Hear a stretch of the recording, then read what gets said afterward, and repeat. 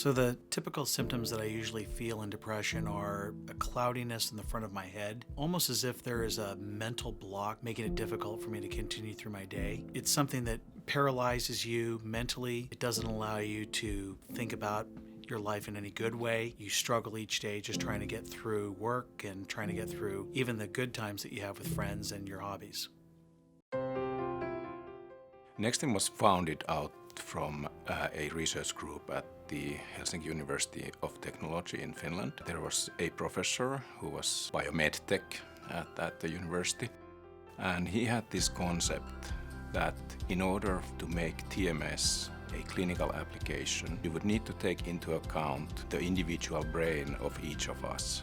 Every one of us has their unique brain anatomy and also the electrical conduction within that brain to really be able to know where the stimulation that you are providing takes place and is at the maximum strength. And that was carrying basic principle.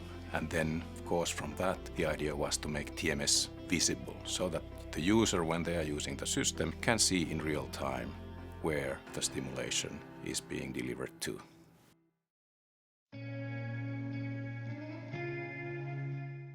The treatment sessions initially feel a little bit foreign. The sensation on the face stimulated in a way where it's something that you're not really used to. It's just a sensation that's different, and you get used to it over time. And after a while, actually, for me, it becomes kind of relaxing. I feel it's more of a therapeutic way of actually lulling me to sleep, which many times I'll just fall asleep in the chair while the treatment's being administered.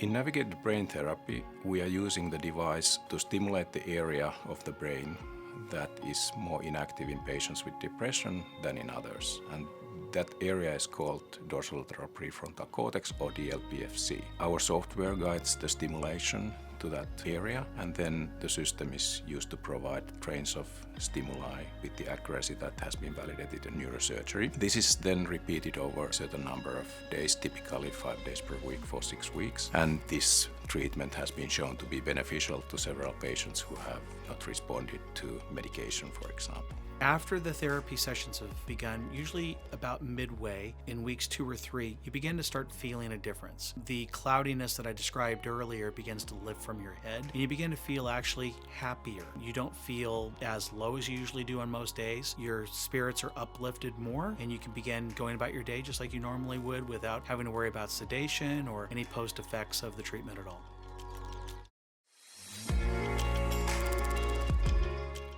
The device consists of 3 subsystems. One is the TMS stimulator itself, one is the electromyography readout system for recording muscle responses, and the key component of the system is the navigation system and the software that models the electric field induced by the TMS inside the brain. Those systems have been incorporated into one integrated system, which is the NBT device. Now, this device is used in a way that first we take the patient's own MRI, so the system creates a 3D image of that MRI, and based on that MRI we first map the brain and the motor areas in the brain. We establish the dose of stimulation that is specific to that patient, and then use that stimulation dose to target the DLPFC specific to that patient. And over the course of tens of treatment sessions, we can go back to the exact same location with the assistance of the device software. You don't really feel the same way you felt before. It's hard to describe why, because obviously you're not taking anything like a pill or any other treatment. It just begins to work on its own, and you begin to feel normal again, which is really, I think, the greatest relief of all.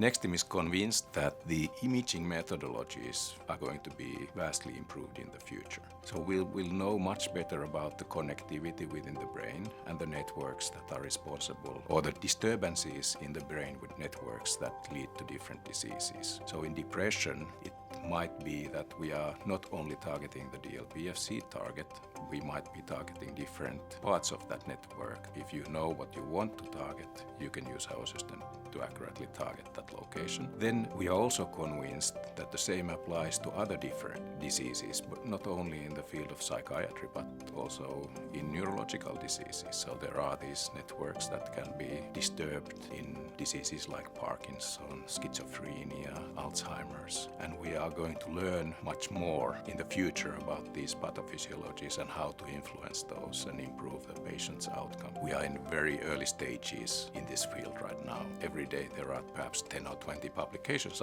coming out of this area, so this is a vastly expanding field, and we are really excited about being in that field with top-of-the-line researchers. We are the only one who is using individual brain anatomy and 3D imaging as the basis of therapy. We are the only one who really knows how to accurately stimulate a target on an individual level. Our strength is the personalization of the therapy. What's really promising for me is that we have the ability now to use technologies like TMS to give us an insight into depression and find a cure. It's given us the ability to actually do something that's new, that does work, and has worked for me now successfully. So I'm really excited that we have that now in our arsenal of tools to help finally cure depression once and for all.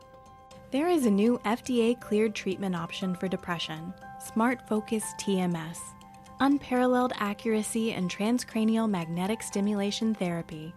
To learn more, please visit us at mysmartfocus.com. Nexstim, smart, focused, drug-free.